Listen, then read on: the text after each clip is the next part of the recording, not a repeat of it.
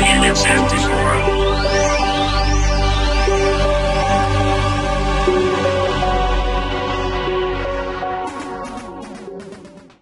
Hello all, it's Perry Healing 74 here. I'm back.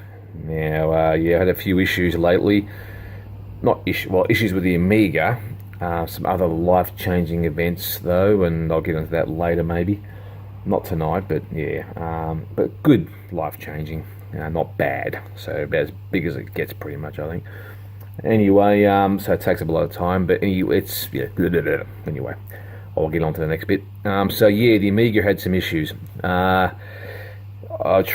last 2 or 3 months, I tried literally everything to get this thing going again, but it's not the same one. The other one that I used to use since 1992 is up here. Now, I'm not saying anything's wrong with it per se, but because of the issues I was having, I thought maybe the capacitors were starting to leak. I don't think they are. I'm getting it recapped in May, but I ended up picking this one up locally for, I paid a bit for it, so yeah, but it's got a SD card thing in the side. Pretty old school now for the whole Amiga scene, but yeah, the SD card thing's fantastic. I wish I'd gone down that route a long time ago.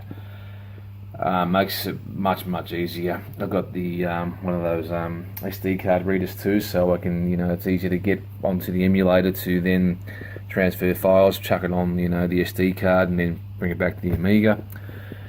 I did buy an Amiga kit, PCM thing. Now, I've never ever used a PCM card before until now. Never really had to. Or never had to, not really, but never had to. So I never really bothered with them. Not knowing that you need an adapter that goes into here. See, stupid me goes and buys this one, thinking any adapter will fit, but it's not the same port on the back of this card. So I'm going to try to find the right adapter for the Amiga kit PCM card, so I can get onto the internet, which I've heard is not too easy to do, even so. Anyway, bit of screwing about apparently.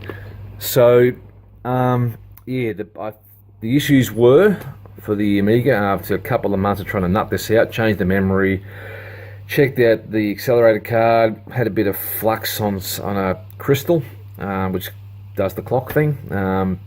So I was told that particular component. I thought maybe it was a capacitor, but apparently Blizzard 030s don't have capacitors, which is great. Makes it a bit more long-lasting. So I cleaned that off. That wasn't the issue. Then the scan doubler. Someone mentioned to me, some very helpful people in the local scene here. I won't name names because I'm probably not, probably wouldn't want their name mentioned. But not that's a bad thing, they helped me. So, but yeah, I'd rather get permission first. But so, but recommended I clean. I pulled the scan doubler apart, and there was a bit of flux on there. So I cleaned that off and on the PCB, because it looked like the flux was going between 2 pins, and some flux is conductive apparently. So so I cleaned that off, and then I made a slight adjustment with the scan doubler again. I played around with it for a while, but I think I found a sweet spot and adjusted a little bit more, and then the whole jumping of the screen stopped completely, which is fantastic. It's been going on for months. I thought it had something to do with the capacitors or whatever, and the machine was also resetting itself. Now that wouldn't be a scan doubler thing. So I thought, capacitors, bought this one, still doing the same thing. So, must have been the PSU. So I've ordered one of these from Amiga Kit. Sorry for the mess, things have been busy. So ordered one of these from Amiga Kit. It's PSU here, and it's been fantastic. Took a while to get here, but they had some. The guy had some issues getting a particular component, which is fair enough. It happens. So nothing against Amiga Kit for that, because it's been fantastic. So recommended.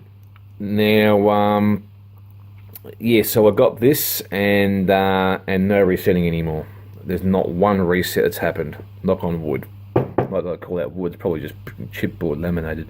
Anyway, so which is still wood, but you know, it's just crap wood. Anyway, yeah. Yeah. So that scan double R, no more problems. Yeah. So bit of trial and error. Well, I was worried that the Blizzard card might be the problem, as some people mentioned, and I thought, oh no, they're so hard to get now, and they're so expensive if you find one. And you know, cards for the 030s and 040s and things like that, as everyone knows, they're very hard to get. And when you do find them, at least you've got to sell your half your body to afford one. Not that I advocate selling half your body, of course. So yeah, so it's running good now. The guy I bought this other A1200 off, he also gave me a membrane, out of the goodness of his heart, I suppose, and I'm gonna put it into this one, the old 1200, because I remember saying a little while ago that this one's keys were playing up. Now, I'm not sure how good this membrane is, but it's a freebie, so whatever, you know, nothing lost, nothing gained. So yeah, I'll give it a shot later, but this is getting recapped in May by a guy within Australia. So yeah, for a reasonable price, but I'm going to probably pay the guy a bit extra, a bit extra on top, just for, you know, being so helpful in his communication. So yeah, you know, if someone does you right, then you do them right. So yeah, that's it. So it's back on track. I just don't like the way this new classic Workbench is fantastic. Everyone again is probably well, you know, familiar with this, but yeah, my previous installation didn't have this thing here, which is fantastic. Yeah, when I run this in 128 colors, for some reason the system drawer has turned purple, or is purple, which is weird. But no big deal. If I revert back to 64 colors, they go blue again. Figure that one out. These are still blue, but a weird shade of blue. But it's no big deal. It's only a slight shade and colour difference, as long as the damn thing's working. So yeah, and of course, yep, everything's running. I've got a 32 meg chip sitting in the drawer. I took that out and changed that for a 16. I bought new memory as well, and thought that might have been the problem, and so it wasn't. So I might plug the 32 back in, but then again, I couldn't be bothered pulling this thing back out, doing this and doing that. It's in the corner of the room. I had to make space because of other crap, so not crap, other things. So now it's just sort of sitting out here, and when I'm able to get more space, I'll get a different desk and set it up nicely with a new amp. Because the amp I've got this little thing down here, and I had that since about 1999, and it does the job. But I wouldn't mind getting a proper amp and some better speakers again. They pump out really good, but you know, I wouldn't mind getting something that looks a little cool, something new, like a new amp. I wanted to go for the old style 80s ones. They've got that silver face with the little equalizers going up and down, but it's so hard to find now, so I might as well just get something newer.